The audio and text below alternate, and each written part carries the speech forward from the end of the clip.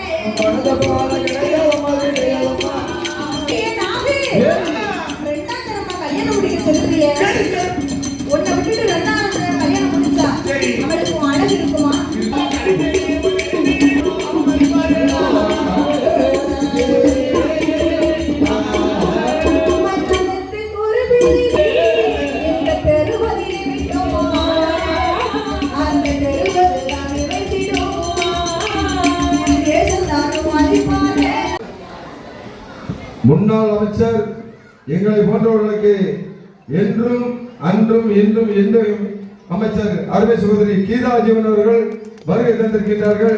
அவர்களை நம்முடைய முத்துமாரியம்மன் கோவிலுடைய சார்பாக வருக வருக என்று அவர்களை மேடைக்கு வரும்படி உங்களை அன்புடன் கோவில் கமிட்டி சார்பாக கேட்டுக்கொள்கின்றோம்.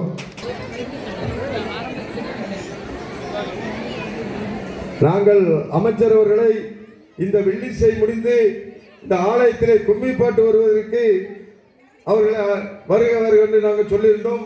அவர்கள் அவசர வேலையின் காரணமாக முன்னகட்டி இந்த நிகழ்ச்சியை துவக்கி வைக்க வருகை தந்து விட்டார்கள். எனவே இன்றைக்கு அவர்களை பொறுத்தவரை தூத்துக்குடியிலே பல்வேறு சாதனைகளை செய்திருக்கின்றார்கள்.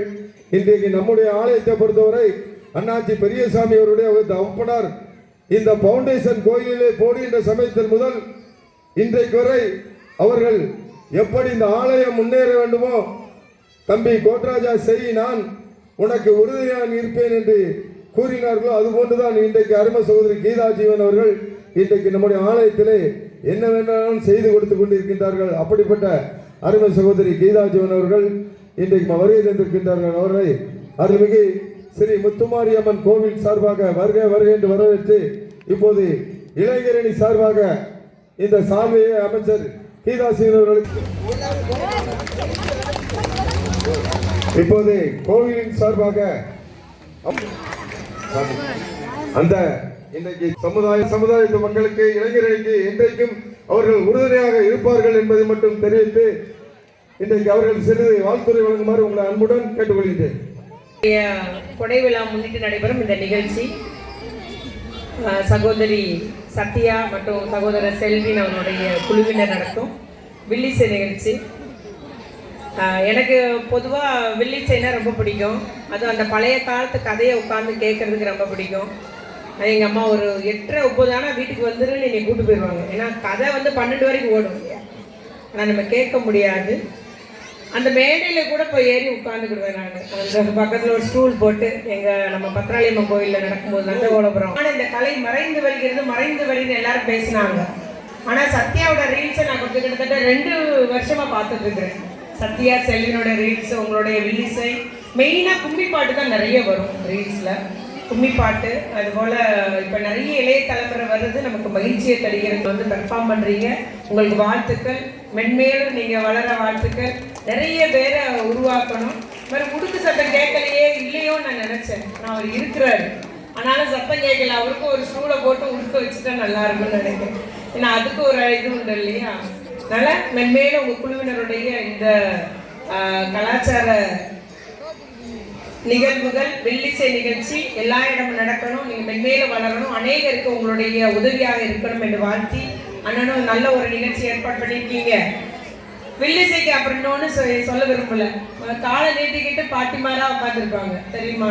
இப்போ காலம் மாறிடுச்சு. அந்த முந்தி அப்படி இருப்பா, இப்போ அப்படி இல்லை. நான் சொன்னேன் அண்ணா கூட்டம் எப்படின்னு கேட்டேன். பிரபு சொன்னாப்புல அக்கா கூட்டம் ஃபுல்லாக இருக்குன்னு. என்னடா இப்படி சொல்கிற, வில்லிசைக்கு இவ்வளோ கூட்டம்னு? அது சத்யாக்கா, எல்லாம் ரீல்ஸு, யங்ஸ்டரு, அதனால் நல்லா எல்லாத்துக்கும் தெரியும் சத்யா பற்றி. நாங்கள் அதனால் உங்களுடைய ரொம்ப பெருமையாக இருக்குது. நிச்சயமாக நம்ம ஆதரவு பண்ணாதான் அந்த கலைகளும் வளரும். அதன் மூலம் இன்னும் புராண கதைகள் எல்லாமே நம்முடைய பண்பாடு கலாச்சாரத்துக்கு ஏற்ற மாதிரி அப்போதான் வளர முடியும் என்று சொல்லி மீண்டும் உங்களுக்கு வாழ்த்துக்களை கூறி நிகழ்ச்சி ஏற்பாடு செய்த தர்மகர்த்தா கோட்ராஜன் நிகழலாம் இளைஞரணி நடத்த நிகழ்ச்சி இளைஞரணி மற்றும் மகளிருக்கும் என்னுடைய வாழ்த்துக்களையும் பாராட்டுகளையும் கூறிக்கொள்கிறேன். நன்றி.